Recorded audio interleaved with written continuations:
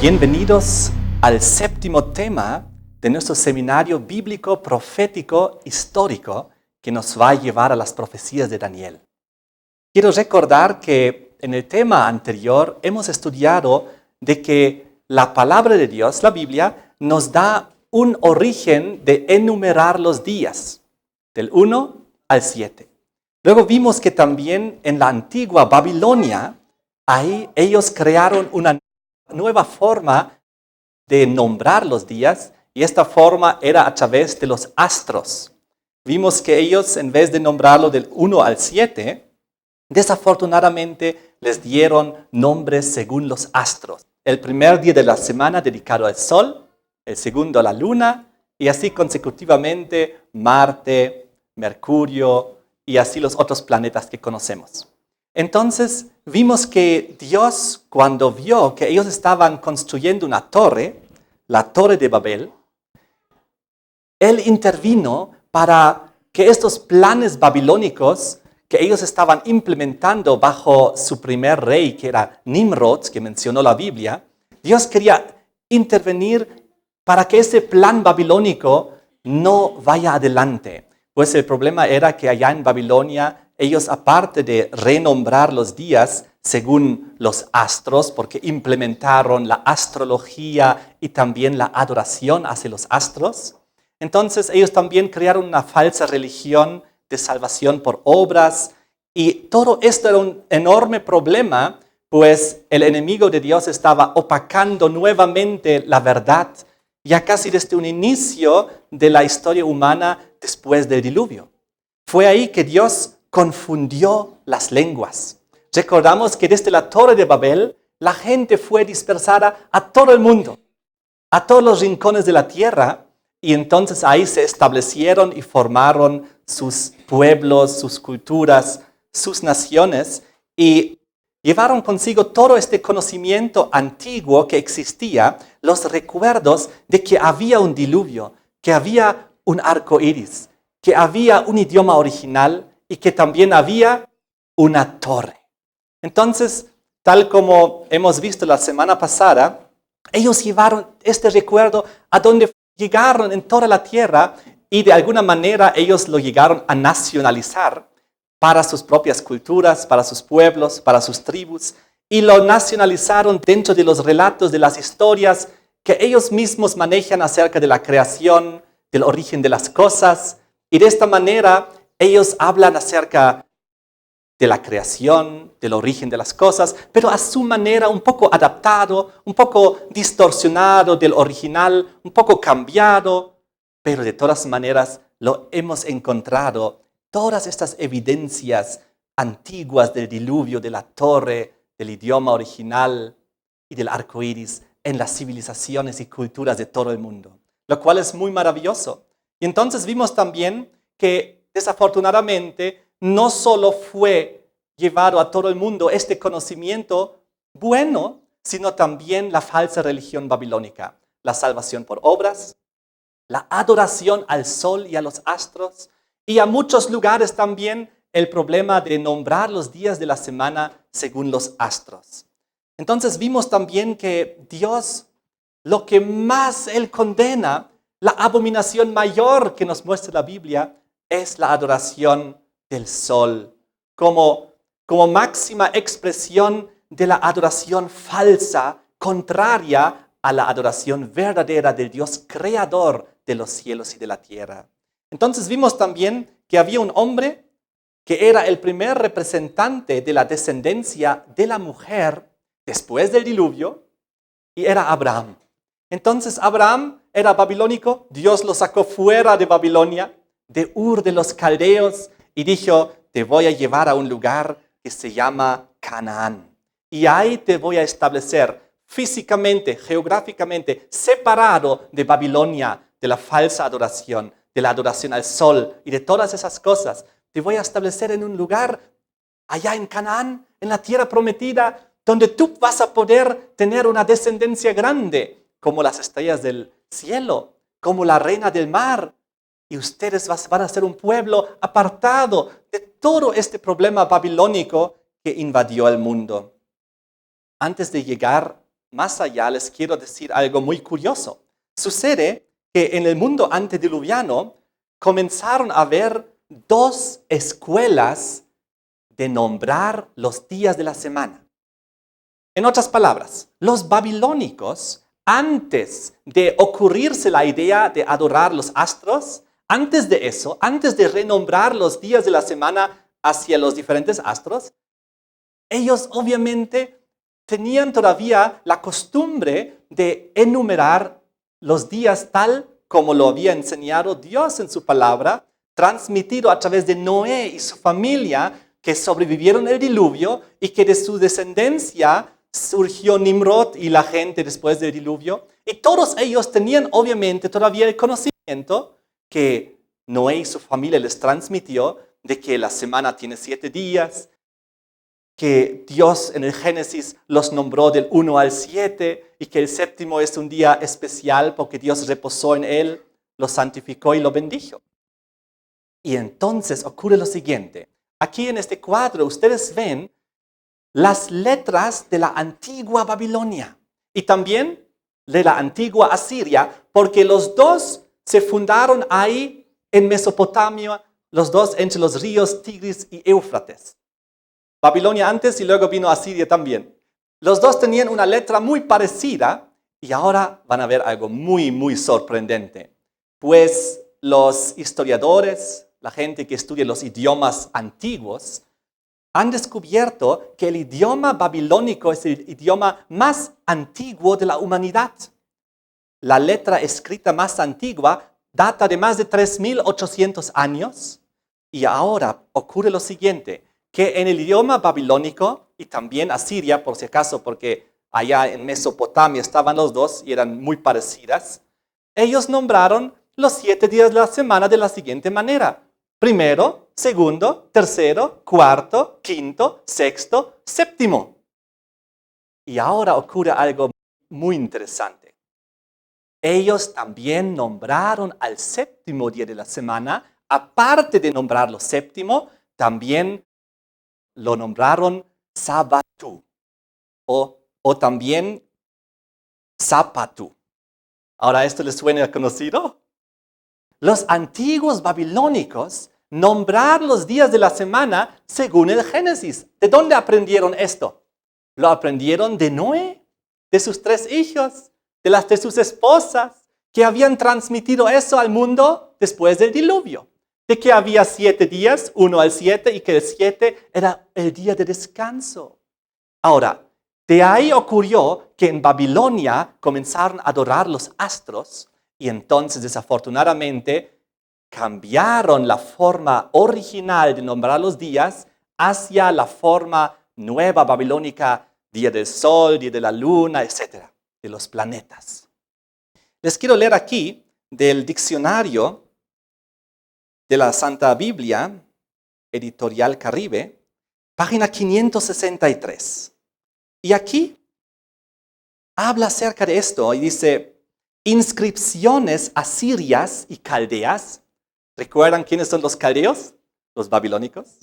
Inscripciones asirias y caldeas, es decir, babilónicas, de una fecha anterior al tiempo de Moisés, hacen referencia a la semana de 7 días, lo que estamos viendo en este momento, y al séptimo día como día de descanso. Inscripciones asirias y babilónicas. Fíjense, en el cual era ilícito para el común de las gentes el trabajar, y lo era para el rey salir en carro o desempeñar funciones especiales. ¿No es esto increíble? Lo que ocurre es que el sábado ya en Babilonia fue conocido. ¿Por qué? Pues obviamente Noé y su familia, consagrada familia que sobrevivió el diluvio, lo transmitió a sus descendientes. Entonces, le cuento que los días festivos de los babilónicos caían justamente el 7, 14, 21 y 28 del mes. Cada 7 días, cada séptimo día, cayó el día festivo de los babilónicos.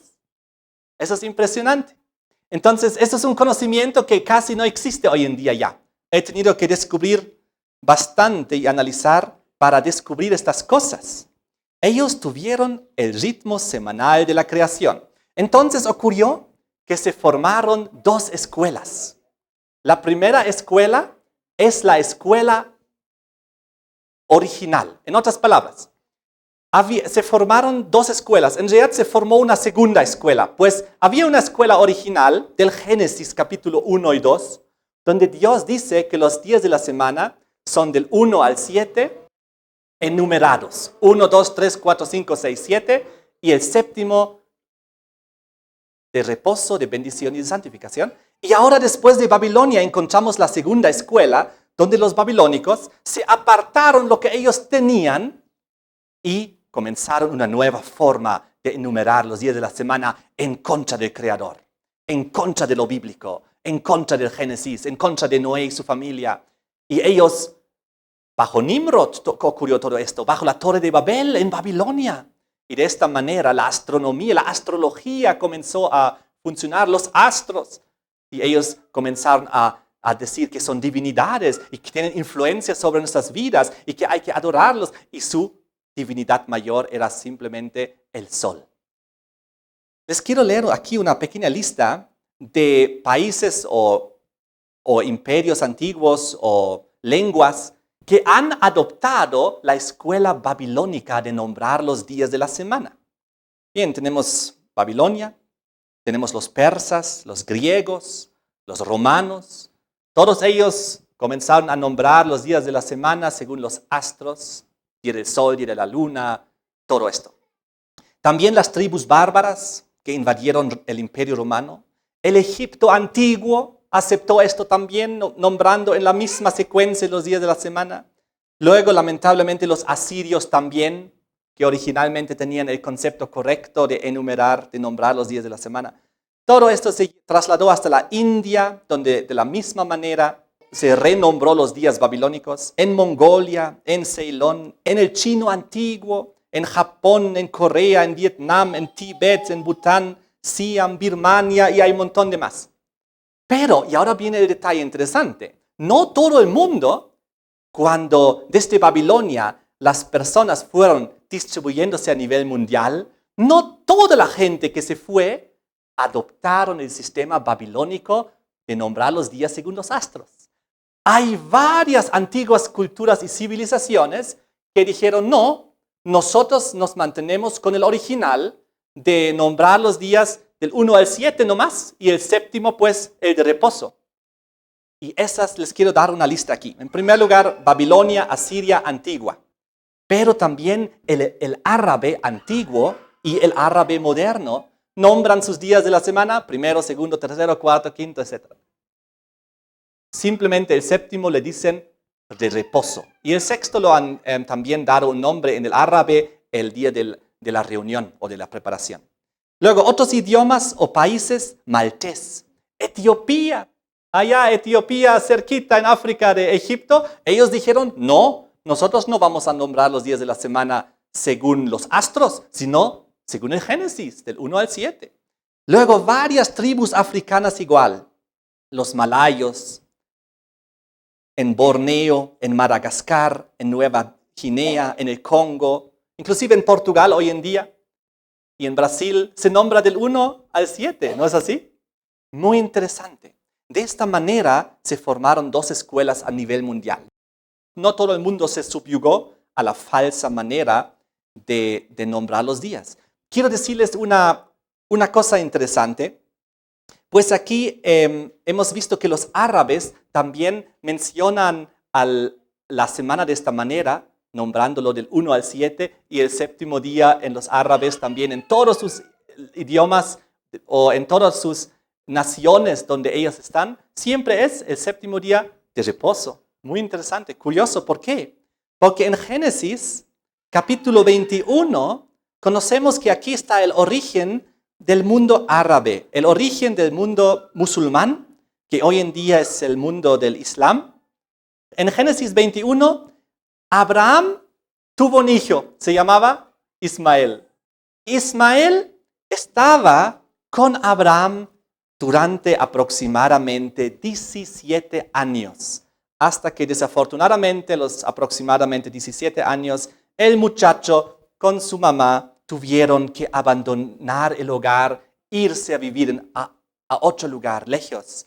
Pero lo interesante aquí en Génesis 21 es que acerca de este muchacho habla lo siguiente acerca de Ismael. En el versículo 16, al final, cuando el muchacho alzó su voz y lloró, viene la respuesta de Dios. Dios le oyó desde el cielo. Entonces Dios en el versículo 18 le prometió también, te haré una gran nación de ti. Y el versículo 20 dice que Dios estaba con el muchacho. Y entonces ellos, dice el versículo 21, fueron a vivir a la tierra de Egipto. De todas maneras, el muchacho estaba 17 años en la casa de su papá Abraham. Esos 17 años, él guardó el séptimo día de la semana. Él tuvo todo el conocimiento transmitido de la creación, del diluvio, de la torre de Babel, del idioma original, del arco iris, del séptimo día de reposo bendecido y santificado. Y de ahí él, 17 años, tenía esa costumbre, lo guardó también y ahí tuvo que abandonar su hogar y se fue a otro lugar, pero Dios estaba con él. ¿Por qué? Porque el muchacho se mantuvo con Dios también.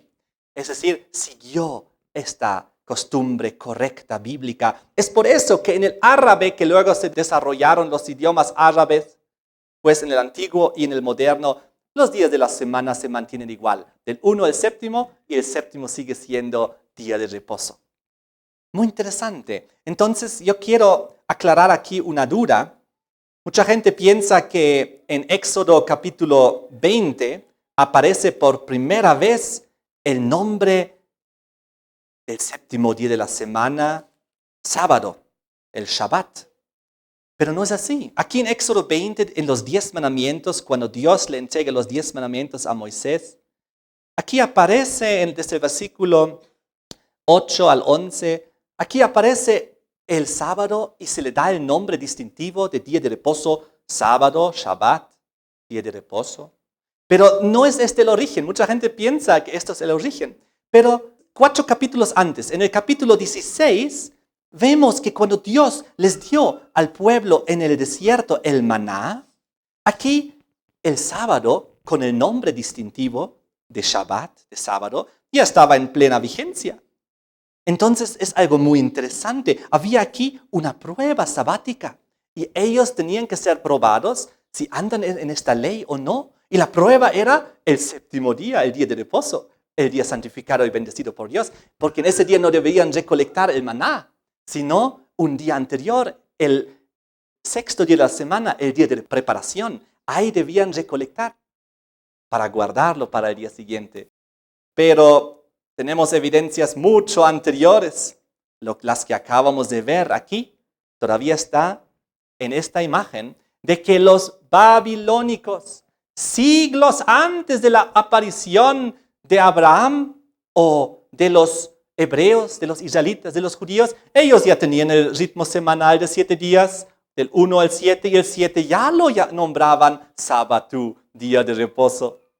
Por lo tanto, el origen del término ya está en Babilonia. ¿Y de dónde ocurrió? ¿Cómo recibieron los babilónicos este origen? Pues de Noé y su familia. ¿Y de dónde lo trajeron Noé y su familia? Del mundo antediluviano, del cual habían sobrevivido con el arca. ¿Y de dónde lo tuvieron los antediluvianos? Pues de la creación del Génesis.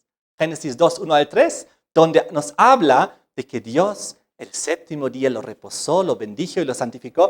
Ahí no indica que ya le dio el nombre distintivo de sábado.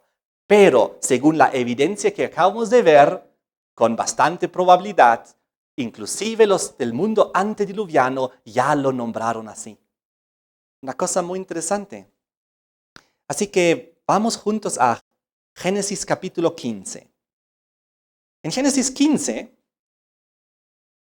versículo 5, Dios le prometió a Abraham.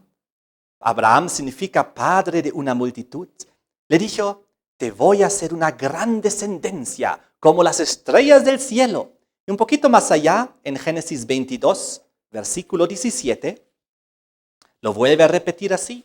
De cierto te bendeciré, te multiplicaré, tu descendencia, como las estrellas del cielo, como la arena que está en la orilla del mar, y tu descendencia poseerá las puertas de sus enemigos. Muy interesante. Y en tu simiente, dice, serán benditas todas las naciones de la tierra, por cuanto obedeciste mi voz. Entonces, Dios prometió una gran descendencia a Abraham. ¿Quién era Abraham? Salió de Ur de Babilonia, de los caldeos, era babilónico. Dios prometió: de ti voy a hacer una gran descendencia. Y esta descendencia va a ser muy especial, pues a través de ella voy a bendecir la tierra entera. No solamente porque Jesucristo iba a nacer de la descendencia de Abraham, sino también ese pueblo debería ser fiel al Señor, hacer su voluntad, guardar sus mandamientos y de esta manera ser una luz para todo el mundo que estaba en la religión babilónica y de esta manera poder sacarlos de ahí hacia la adoración del Dios creador de los cielos y de la tierra. Entonces Abraham, él recibió una promesa no solamente de una gran descendencia, sino también de un lugar físico, geográfico, donde debería ir a morar. Y ese es Canaán terrenal. Ahí en Génesis capítulo 11, 31, cuando Abraham sale de Ur de los Caldeos, dice al final: y salió con ellos de Ur de los Caldeos para ir a la tierra de Canaán. Eso era su destino, su propósito, que Dios había preparado ese lugar. Y el capítulo 12, hay también el versículo 1, donde el Señor habla a Abraham y dice: vete de tu tierra, de tu parentela, de tu casa, a la tierra que yo te mostraré. Haré de ti una nación grande, te bendeciré.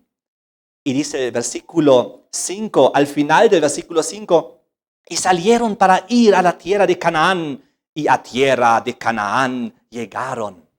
¡Qué bonito! Y Dios los separó físicamente de Babilonia a la tierra de Canaán para ahí comenzar su descendencia grande que Él tenía preparado, la descendencia de la mujer, espiritualmente, simbólicamente hablando, la descendencia de los hijos de Dios, de las personas que iban a hacer su voluntad, iban a serle fiel al Dios creador, iban a ir contra el falso Dios Sol, contra la falsa salvación por obras y contra las falsas costumbres babilónicas.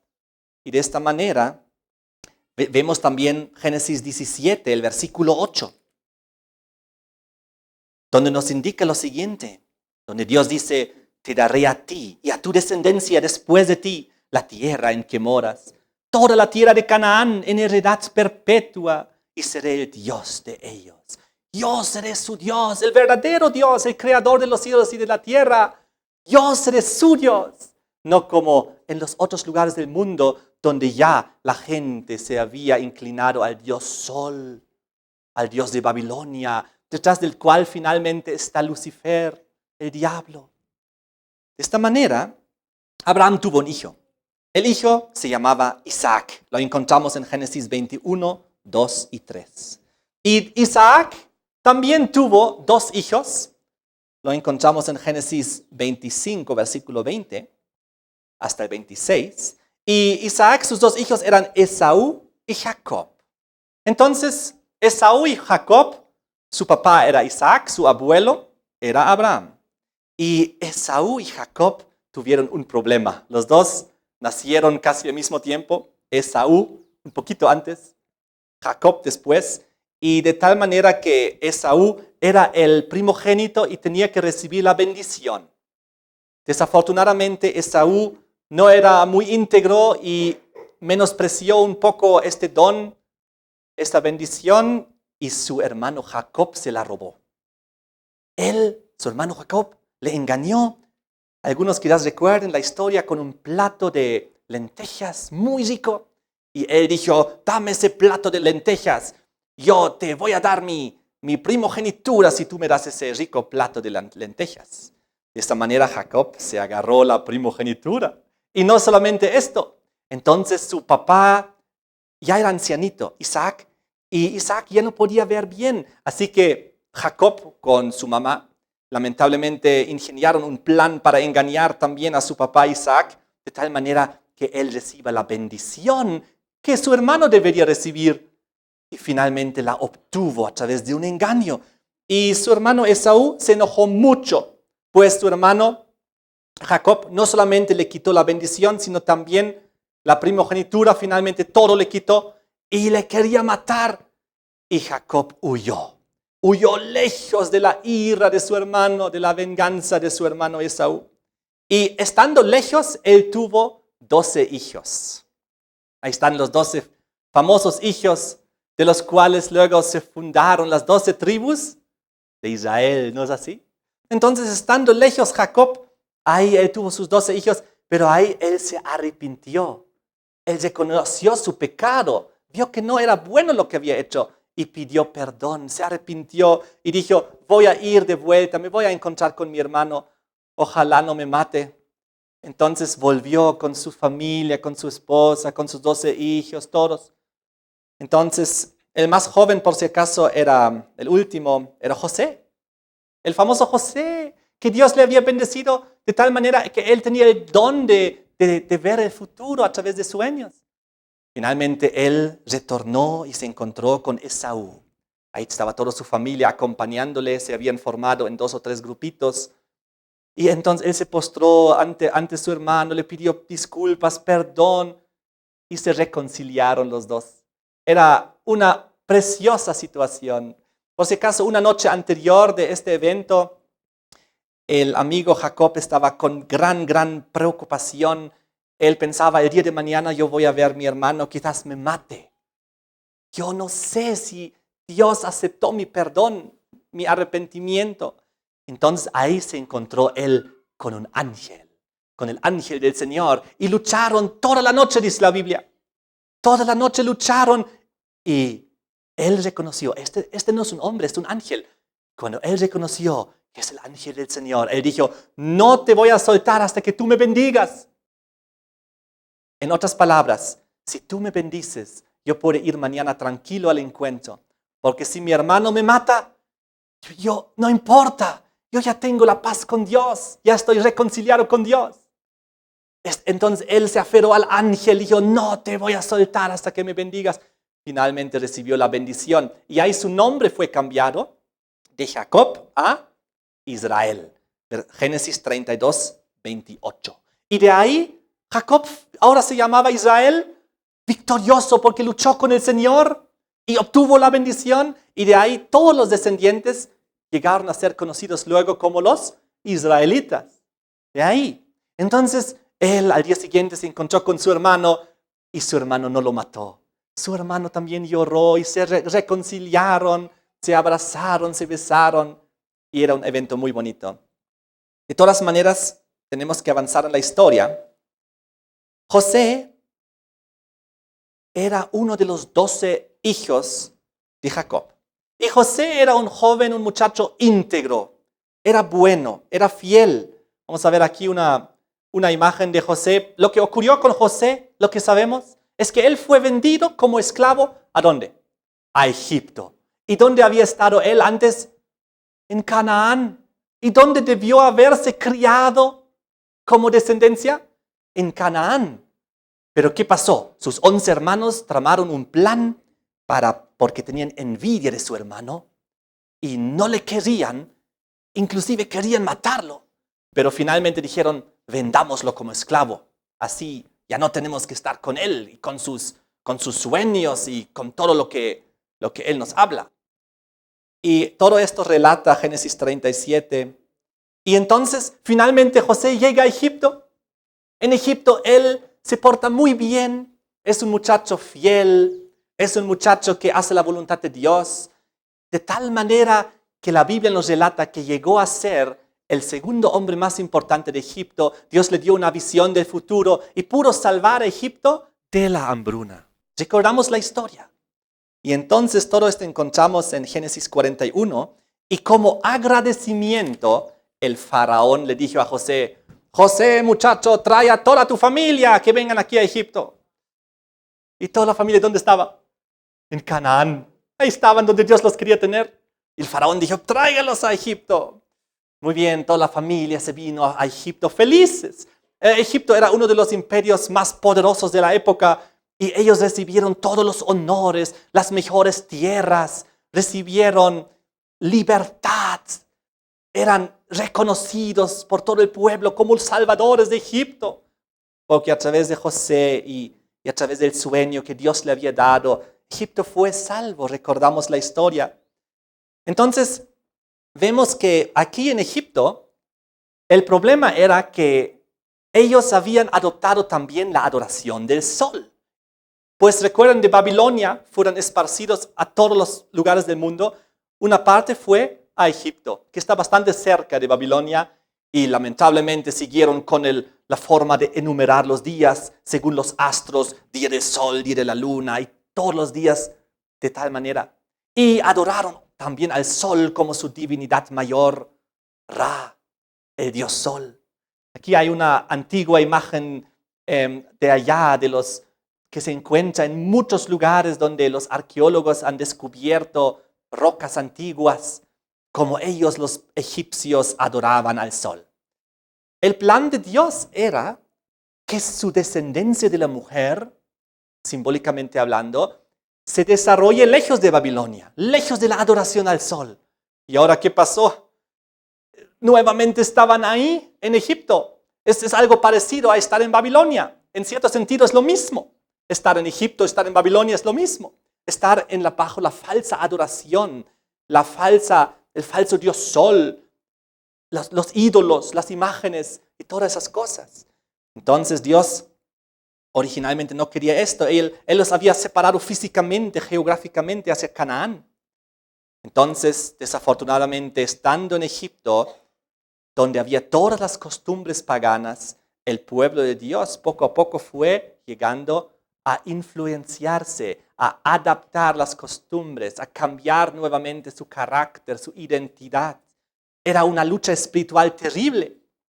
Entonces, José, cuando estaba ahí ya con su familia establecido en Egipto, antes de morir, ellos estaban tan bien establecidos ya en Egipto, de que tuvieron una tan buena relación con los egipcios y con el faraón, que inclusive Jacob, ancianito que llegó a Egipto con los 12 hijos, Jacob bendijo inclusive al faraón. Fíjense Génesis 47, versículo 7. Génesis 47, 7. También José introdujo a Jacob su padre y lo presentó delante de Faraón. Y Jacob bendijo a Faraón. Fíjense, tal era la relación que tuvieron inicialmente. Pero también Dios, viendo las circunstancias que habían cambiado, los bendijo también y dijo, les haré la descendencia grande aunque estén en Egipto. Mi plan era que sea en Canaán, pero ahora están en Egipto, pues aquí les haré igual mi descendencia grande. Esto lo podemos leer en Génesis 46, versículo 3 y 4, donde dice Dios, yo soy Dios, el Dios de tu padre. No temas de descender a Egipto, porque ahí yo haré de ti una gran nación. Yo descenderé contigo a Egipto y yo también te haré volver. ¿Volver a dónde? Volver a Canaán, a la tierra prometida. Entonces, ahí ellos llegaron a ser una gran descendencia. Y cuando José era ya ancianito y estaba a punto de morir, él recordó la promesa de que deberían estar en Canaán y él estaba en Egipto. Y entonces él dice lo siguiente antes de morir. Génesis 50, versículo 24. Génesis 50, 24. Esto es en el contexto de las últimas palabras antes de su muerte.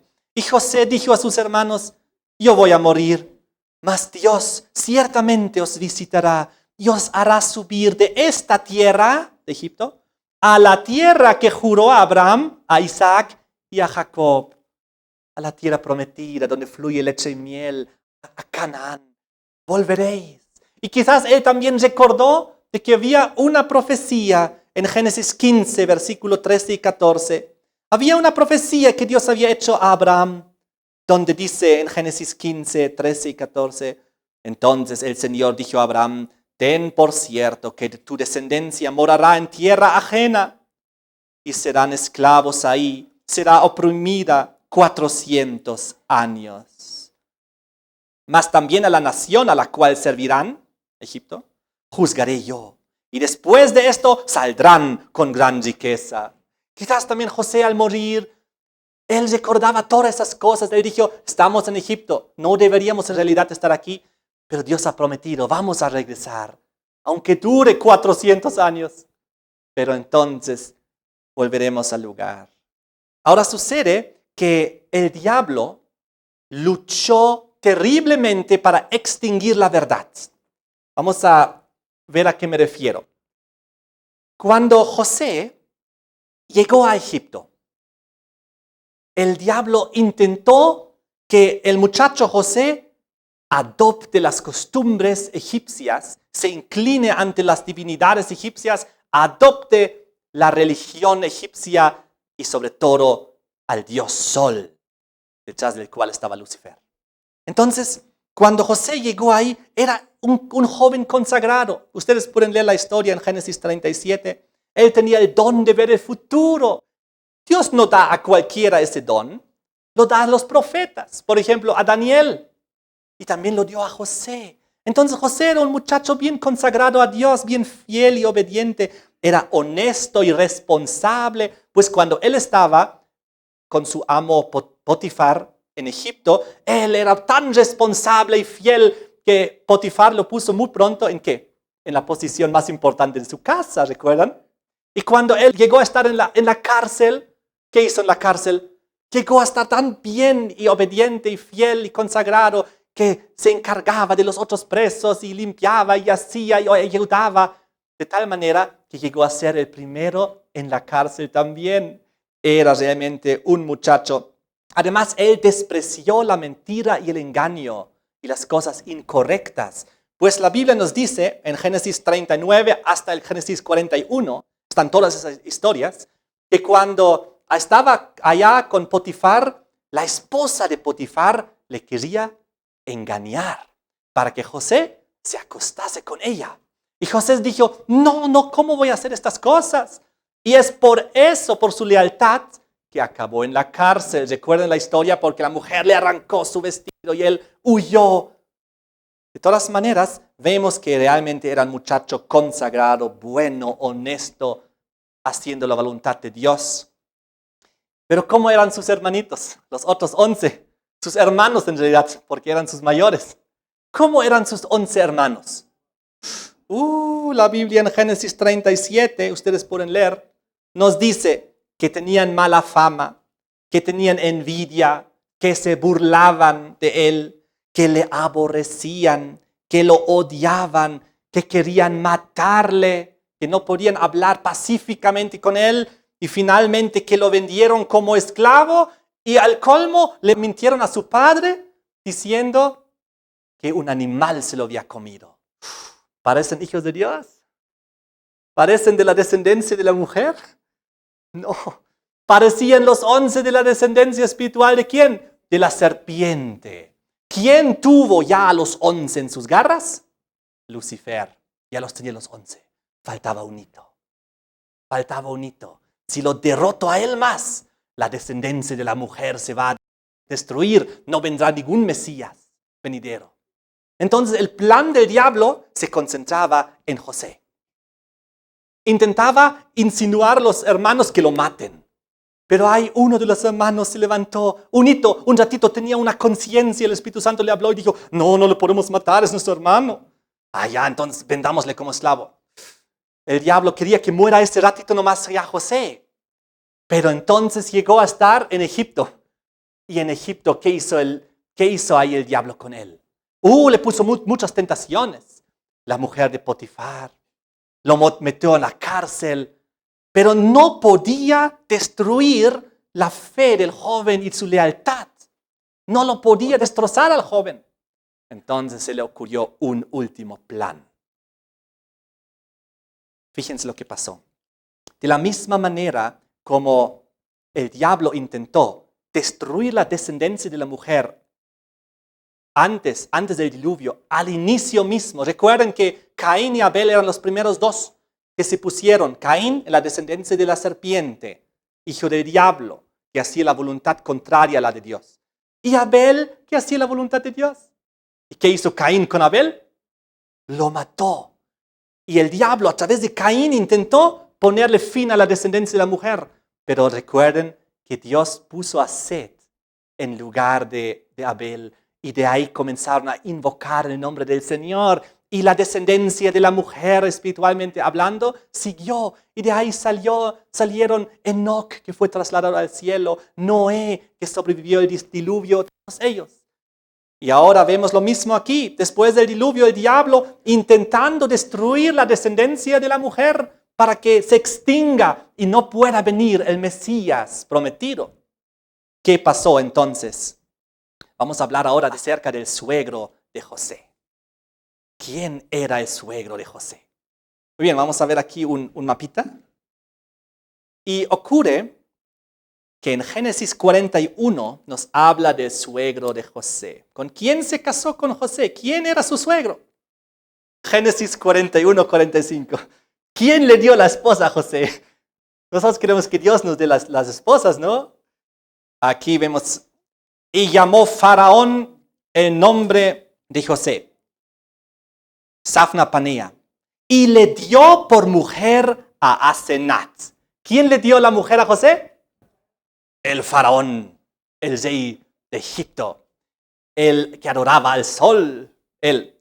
Y ahora, ¿quién es la muchacha esta, Asenat, que era la esposa ahora de José? Dice, hija de Potífera, sacerdote de On. Y salió José por toda la tierra de Egipto. ¿Quién era la muchacha Asenat con la cual se casó José? La hija de Potífera, sacerdote de On. ¿Quién era su suegro de José? Potífera, sacerdote de On. ¿Qué es On? Aquí en el mapa vemos, en Egipto, la ciudad de On es conocida como la ciudad de Heliópolis. Ahora, On significa sol o luz. Heliópolis es la ciudad del sol. En otras palabras, les voy a leer lo que dice el diccionario acerca de esto. Aquí este mismo diccionario de la Biblia, página 278 y 279, habla de Heliópolis, la ciudad del sol, célebre ciudad de Egipto, también conocida en la Biblia como On, lo que acabamos de ver. On es Heliópolis. Los árabes la llamaban Ain Shems, la fuente del sol. Muy interesante, esta ciudad era el antiguo centro del culto que los egipcios tributaban al sol. ¿Cuál era el centro de la adoración del sol en Egipto? La ciudad de On, Heliópolis. Era la más importante ciudad de adoración del sol en Egipto. ¿Y quién era su sacerdote? El suegro de José. El sacerdote del sol más importante de Egipto. Pobre José. ¿En qué situación estaba ahora familiar? Él no podía rechazar, tenía que aceptar la esposa y seguramente me imagino que también llegaron a ser muy felices y me imagino que José logró convencerla y convertirla a ella. Por si acaso tu papá está adorando al Dios falso. Tenemos que adorar al Dios verdadero, creador de los cielos y de la tierra, aunque tu papá es el sacerdote más importante de toda Egipto de la adoración del sol. El diablo intentó doblegar a José a la adoración del sol a través de la esposa que le dio a través del faraón. Qué interesante este detalle. Ahora, ¿qué pasó? Vamos a ver aquí que realmente los egipcios adoraban mucho al sol y los israelitas que luego estaban ahí 400 años, poco a poco comenzaron a adoptar las costumbres. Aunque José todavía murió, cuando murió, él murió consagrado al Dios verdadero de los cielos y de la tierra. Él no se había subyugado al Dios Sol. Pero luego ahí se multiplicaron sus otros 11 hermanos y luego después de 400 años eran casi 1.000.000 de personas o más. Y ellos después de tantas generaciones ya habían comenzado a adaptar las costumbres egipcias de los ídolos, de las imágenes, del Dios Sol y todas esas cosas. Entonces, el diablo se le ocurrió una cosita más. Cuando el diablo vio, Ellos ya se fueron de la tierra de Canaán, muy bien. Ahora están en Egipto, pero ellos deberían estar en Canaán. El diablo también sabe estas cosas, él también estudia la Biblia, él también sabía de la profecía de los 400 años. Entonces él dijo, voy a impedir que ellos regresen a Canaán.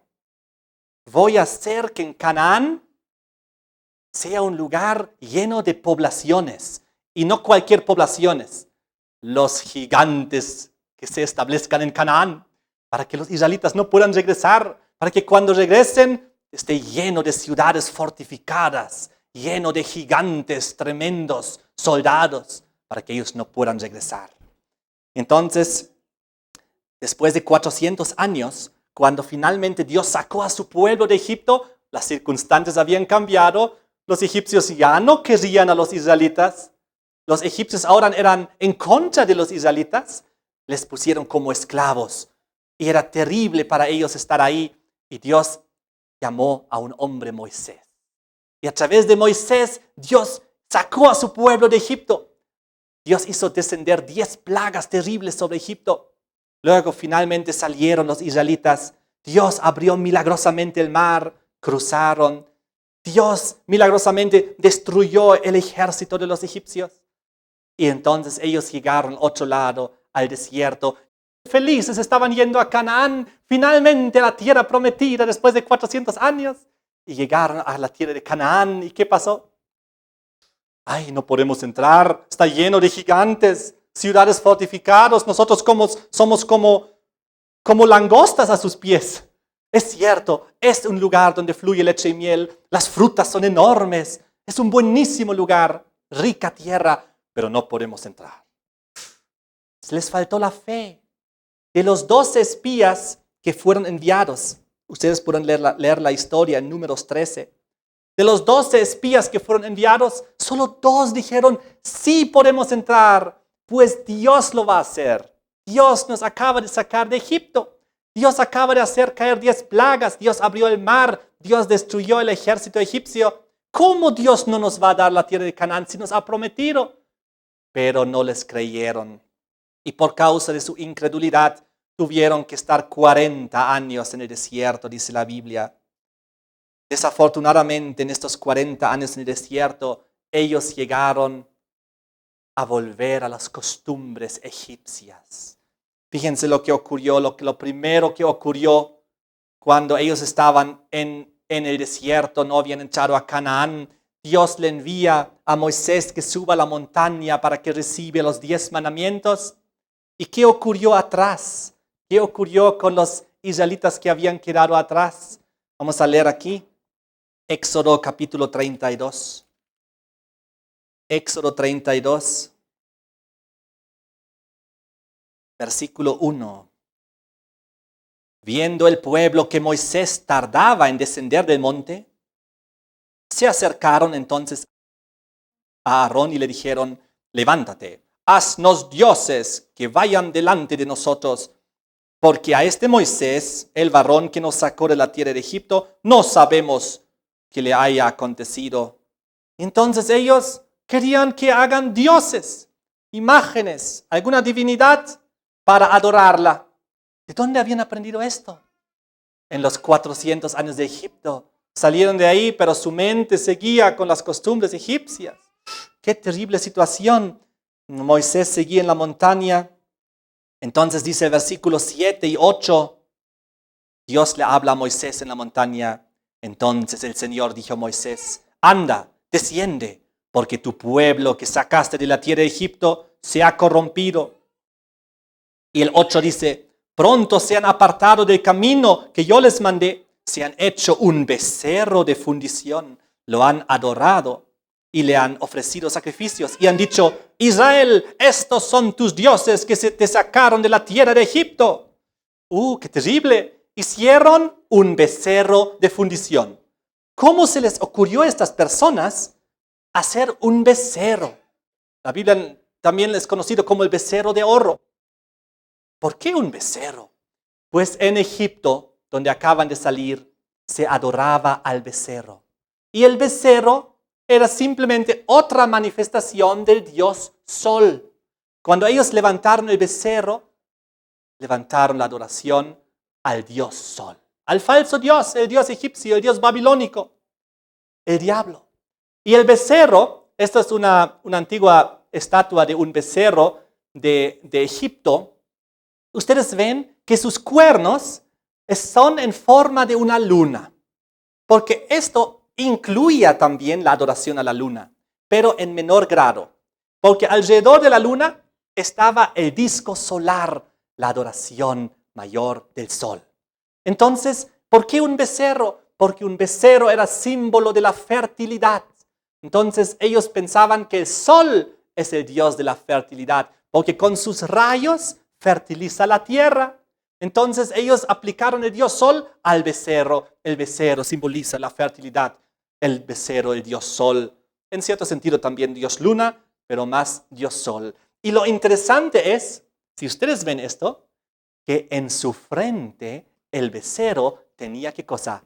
Una serpiente, una cobra que salía de su frente y que cuando tú veías de frente al becerro, veías el diablo, la serpiente mirando hacia uno y detrás el disco solar, pues el diablo es el dios sol al fin y al cabo, porque Apocalipsis 12, como ya sabemos, habla del diablo y le da uno de varios nombres.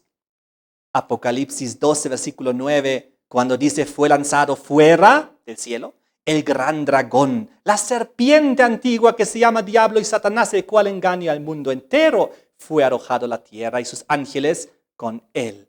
El diablo simbolizado por la serpiente, y esto en muchas culturas. Ni siquiera el diablo se esconde aquí. Entonces el disco solar, la divinidad del sol, el dios sol de Babilonia y de Egipto, representado también por la cobra, por la serpiente, que tiene ¿dónde? En su frente. Muy interesante para profundizar estos pensamientos. Ahora, cuando ellos comenzaron a adorar al becerro del oro, el dios sol, vamos a seguir leyendo aquí Éxodo 32, versículo 4. Fíjense lo que dice.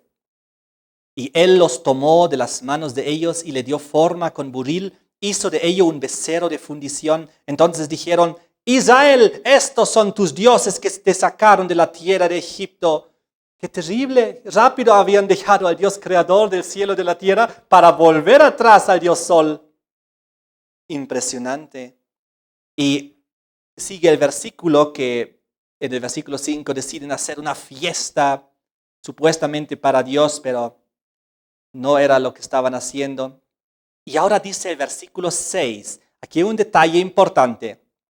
Al día siguiente madrugaron y ofrecieron holocaustos y presentaron ofrendas de paz. Se sentó el pueblo a comer y a beber, se levantó a regocijarse. ¿Qué hicieron al día siguiente? Madrugaron. ¿Por qué? Porque al dios sol se lo adoraba de mañana, cuando nace, cuando sale. Ahí es donde los babilónicos y los egipcios, y ellos también ahora en este momento, adoraban al becerro, al dios sol. Ahí madrugaron, el becerro estaba listo y salió el sol y ya comenzaron su adoración y su fiesta. ¡Qué terrible! ¡Qué tremendo lo que ocurrió aquí! Vengan conmigo, vamos a leer en Hechos capítulo 7. Vamos a ver cómo Esteban, el gran diácono, relata esta historia. Y vamos a confirmar lo que estamos diciendo hasta aquí. Hechos 7, versículo 40.